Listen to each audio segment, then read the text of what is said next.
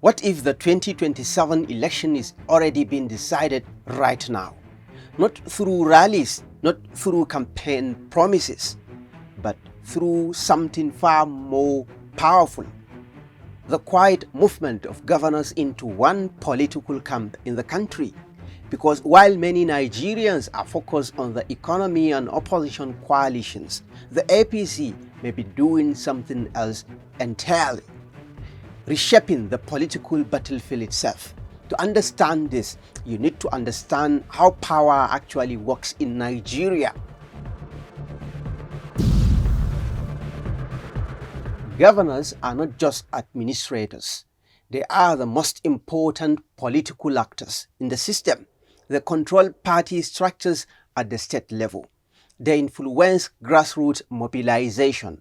They shape local funding networks, and they command political loyalty across communities. So when a governor defects, it's not just a headline. It's a transfer of political machinery. Entire systems move with them. This is why the alignment of governors with the center is so significant. And it raises a key question. Why are they defecting? The answer is simple and strategic. Power attracts alignment. In Nigeria, the presidency holds enormous influence over resources, institutions, and political negotiations. For governors thinking about re-election, political survival, or succession plans, aligning with the ruling party is not just a choice. It is a form of protection. It reduces risk, it increases access, and it keeps them inside the system of power. Now, this is where it becomes critical. If more governors continue to move toward the APC, then 2027 stops being just an election. It becomes a structurally shaped outcomes. Because first, the opposition weakens, not just in numbers, but in structure.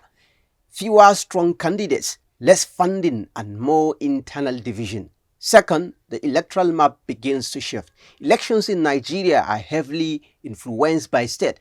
Control more states, and you control more pathways to victory.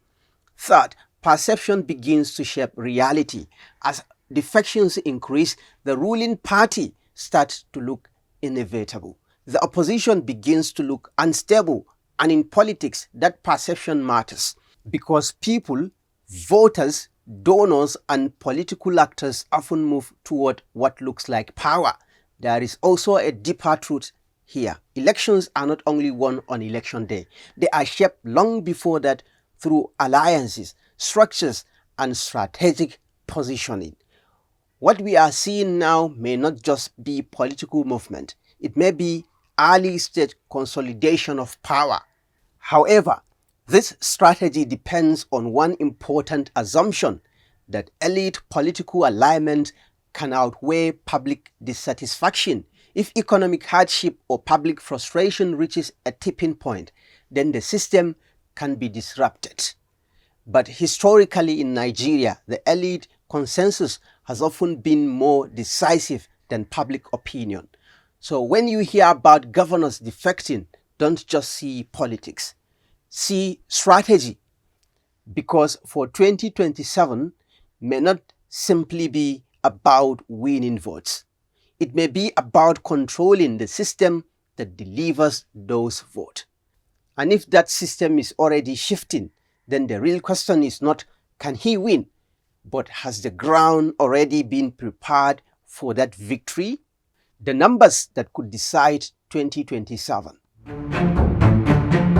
Now, let's move from strategy to numbers. Because in politics, especially in Nigeria, numbers don't just describe power, they reveal it.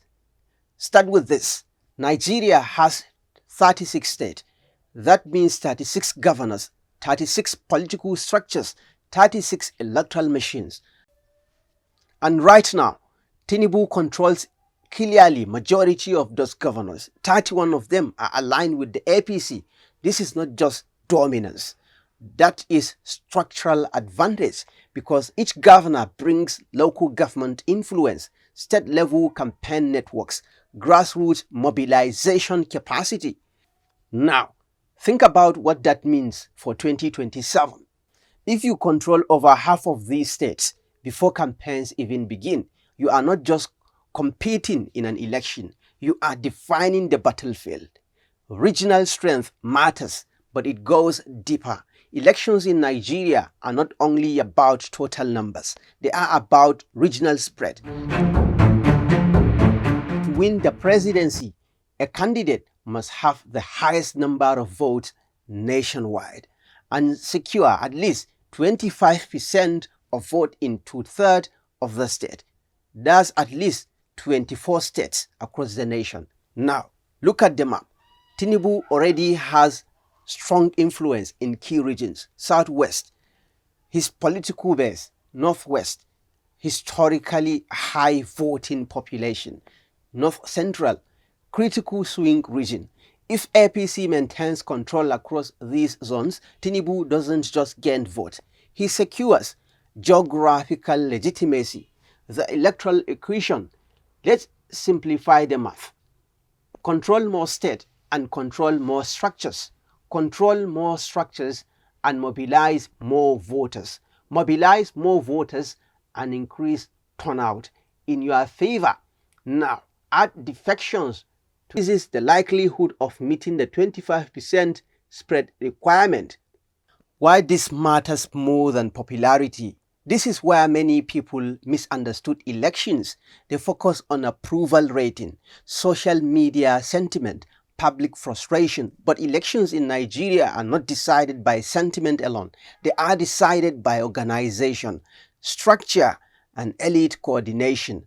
And in all these three areas, the numbers are currently leading toward the APC, the bottom line. So when you hear about defections, don't just count the politicians, count what comes with them.